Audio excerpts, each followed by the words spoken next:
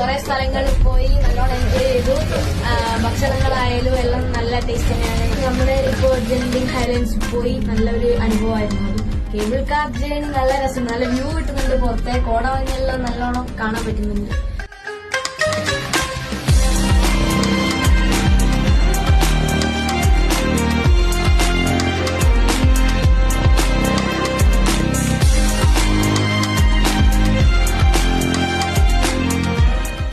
എല്ലാ കാര്യത്തിലും ഗൈഡിന്റെ സഹായമായാലും ഭക്ഷണത്തിന്റെ കാര്യമായാലും